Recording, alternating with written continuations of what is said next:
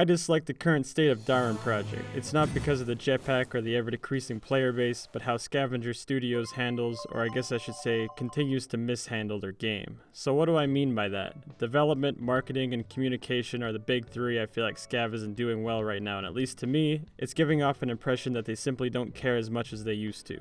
Over the last few months, I've been enjoying Darwin Project despite the drastic overhaul the game underwent after launch, but there have been these small things that have been nagging at me. With every new update, it feels like Darwin Project is becoming more unstable as I've noticed the resurgence of some pre-launch bugs. Like, why is the broken lobby bug still a problem? Why does the game seem to disconnect or flat out crash more often than pre-launch? The development recently also seems uninspired and lazy. The Battle Pass offers so little to the player in terms of content, between ugly-ass cosmetics and reskins, and brain-dead simple challenges. On the topic of challenges, I believe they should be overhauled and more redeeming, because when all of your weekly and daily challenges can be accomplished in under 2 hours without actively attempting to do any of them, you practically reward players for simply having their game running. I would also like to take a moment to talk about some abandoned concepts and features that Scavenger Studios no longer acknowledges, and the first being the show director. Oh, hello there. I would like to see the show director continue to be iterated upon, as it's been well over a year now since anything has been done with him, and it's a bit disappointing to see the number one feature you guys used to brag about doesn't even have as little as a mention in your 2020 roadmap.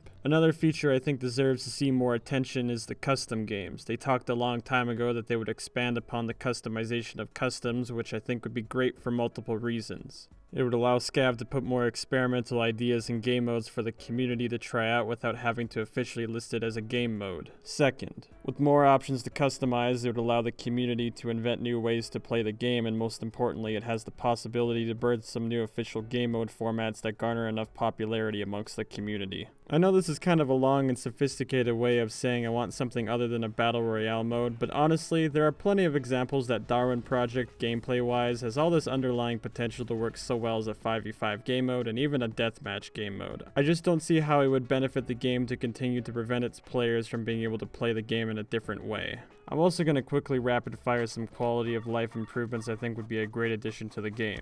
Allow duos matches to start with an uneven amount of players. This would allow for faster queue times and won't create grueling 30-minute wait times that cause the second death of the duo's game mode.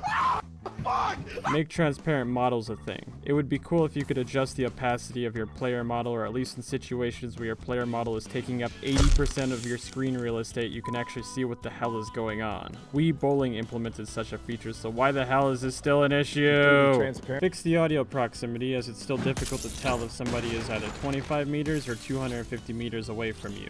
Allow the HUD to be customized. I personally do not enjoy the new HUD, as it's kind of impractical to look at. The HUD elements are too small and out of the way, which forces players to avert their eyes from their crosshair, which can be fatal if you do that mid-combat. So perhaps a classic HUD option could be implemented to resolve this problem. Also, please, for the love of God, let me either disable or move this stupid box out of the way. Add a volume slider dedicated for the electronic spawns, as it's kinda hella loud and it makes it almost impossible to hear anything. I can hardly hear myself think, let alone being able to actually hear my teammates communicate. Hello? Give players an option to make peer-to-peer servers and customs, because in the event that this game expires and the official servers are no longer supported, it'd be cool to still be able to enjoy this game to some capacity. Optimize your game, remove the jetpack.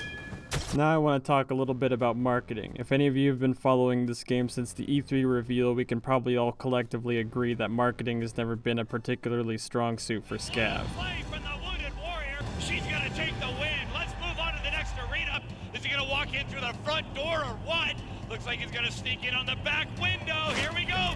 But as of recent, I can't tell if they've just ascended to the 10th layer of irony and self-awareness, or if they just don't care anymore, because their recent advertisements are abysmal. I'm not really sure what the marketing strategy is here, but farting out draft renders of gameplay overlapped with B-roll and music that has no theme to Darwin not only misrepresents your game, but also misrepresents your company. Because these trailers portray the game as some shitty mobile game made by some knockoff Chinese studio that will only continue to hinder the game's ability ability to grow. Being 100% honest here, if I had never discovered Darwin and I was greeted with these trailers as a first impression, I would have never have considered to install the game. And from my experience, it's not that challenging to make a trailer that doesn't look like total ass with the limited tools of just the game itself and a piece of editing software. The last thing I would like to point out in this video is how out of touch Scav seems to be with its community. Back when this game was still in early access, it felt like there was more of an active attempt at communicating with the players of the game, and not only that, we received behind the scenes videos from the creative director himself, and after the release of a major update there would be dev streams. What happened to those? What happened to the ideals of wanting to constantly take in player feedback to help improve the gameplay experience? It's just odd and somewhat disconcerting that the fact that not much has changed in terms of their communication since the announcement of Deep in the Forge, and it feels like they are still radio silence to not only suggestions given to them, but almost taking no acknowledgement to major problems like bugs, crashes, and their servers still continuing to lag out players. And that's been a thing since launch. My game crashed again! The connection was just lost?